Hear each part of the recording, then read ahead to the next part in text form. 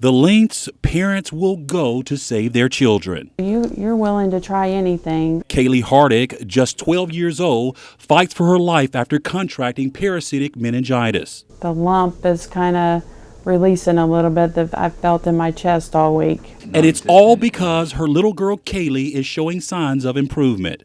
Today, when you stimulate Kaylee, which is when you move her or, talk to her, she will open her eyes.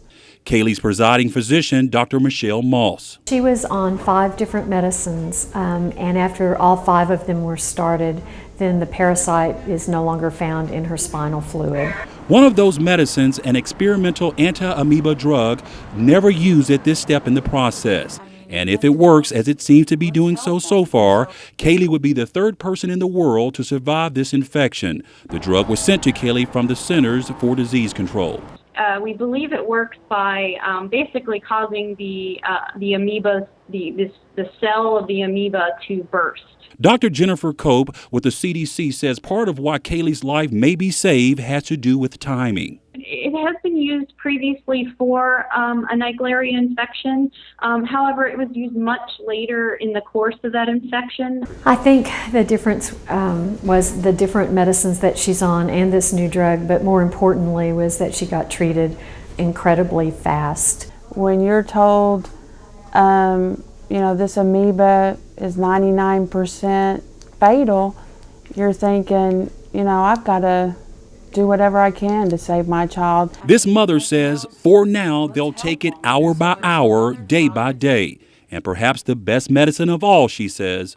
It's the whole state and even the whole country keep asking me what we need most. And I keep telling them, pray for my baby, because I believe that's the only thing that's working.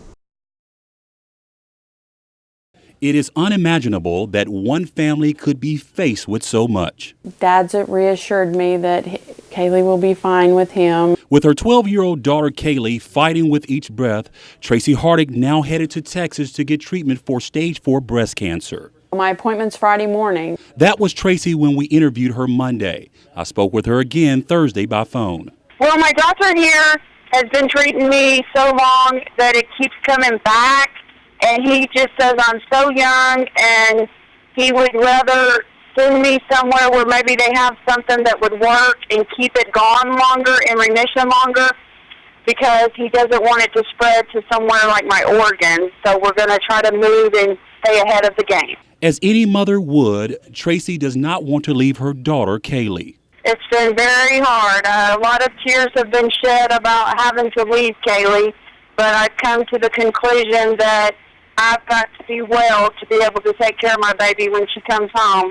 While she helps her daughter fight for her life, once again, Tracy would turn to friends to help her get to Texas. We will do anything to help them at any time of need, and I know that they would do the same for us. That is the kind of support the Hardicks have seen since the beginning. Not only is close family friend Sydney Goldman keeping Kaylee's dog Chloe until she comes home, but Sydney's softball coach raised the money to send Mom to Texas for treatment. And one of his friends came back to him later in the day and was like, well, how much is it going to cost to get her down there? I have faith, and I'm going to go get treatment, and we're going to survive it, because I'm not willing to give up.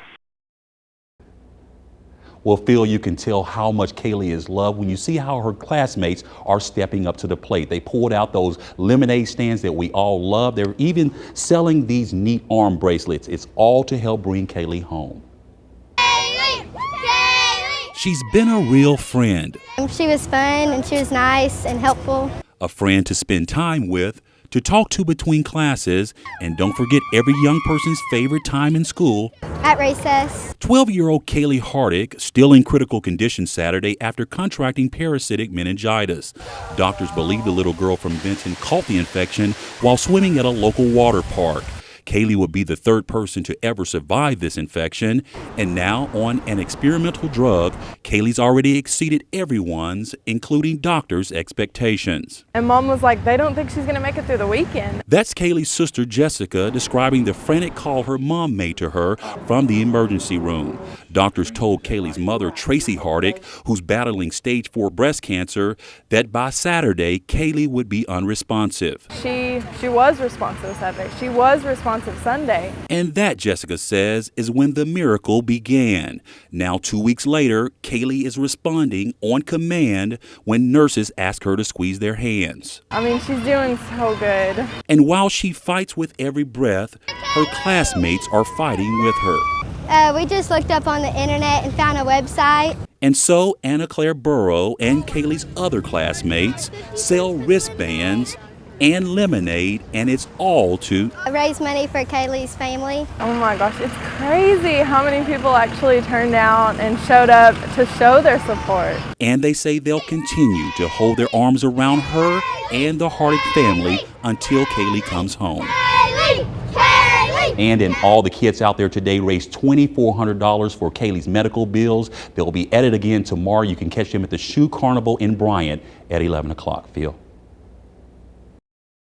She's already beating the odds, and she just may be on her way to make world history right here in Arkansas. Kaylee is a trooper. She is phenomenal. Such a trooper, Dr. Mark Hewlett says she's headed to the floors and out of the ICU on Friday. She's improved to the point now where she's going to be entering rehabilitation. And we'll remind you she'll be the third in the world to survive parasitic meningitis. New territory here for doctors, but we're learning Thursday that Kaylee's accomplishments just may be saving another child. We just got called. There's another case going on in another state right now at another children's hospital, and they just called us. And so we were giving them recommendations on what we did with Kaylee to see if they can get similar results. Dr. Hewlett says one of the reasons why things are looking up, they were able to stop crucial swelling to her brain. It's not known what kind of effect the brain-eating infection will have on Kaylee. We're encouraged that she'll continue to show signs of recovery, but we won't know until she goes through the whole rehabilitation process. And perhaps the reason she's beat the odds, her parents' haste to get her to doctors and an experimental drug. It's a drug from Germany. It's actually a drug used to treat one other type of parasitic infection, but it's also, it was originally designed to treat breast cancer. And because of it, doctors say Kaylee now starts extensive therapy. They say she's a strong little girl and will probably take it on as she did this deadly infection. She is, doing different things like, blowing kisses and giving thumbs up and things like that. I'm lucky to be alive. Kaylee Hardick is only the third person in the world to see this day. She's going home, and we're so happy about that. Wednesday, the 12-year-old who contracted parasitic meningitis from a water park leaves a hospital. I've got to watch a miracle unfold. And heads home. First on her agenda, To play with my dog, Chloe. and after she sees her dog, you can probably guess what's next. Seeing my friends. And she just may be able to see them a little sooner than she thought. She will, as of now, return to school on Friday afternoon just to meet everybody and to have a reunion with all of her classmates and peers. And then starting Monday, doctors say Kaylee will return to school for half days for the next 4 to 6 weeks. And if Kaylee's given the green light, she will then return to school full time. It's her parents' decision to bring her to a hospital quickly and a good team of doctors that make today possible. For the first time Wednesday, we hear from Kaylee's father, Sergeant Joseph Hardick. I'm just glad to see it's here. There's no words you can say. I'm just glad it's here. It was a roller coaster that I never wanted to be on. And now Kaylee's mom says they will now turn their attention to saving others affected by this infection. On Wednesday, Kaylee had a bit of advice for children her age. Be careful when you go to water parks. Say, wear your nose plug. Wear your nose plug. Hold your nose. And since she's the third person to survive this amoeba, what does she think of all the attention she's getting? Kind of cool.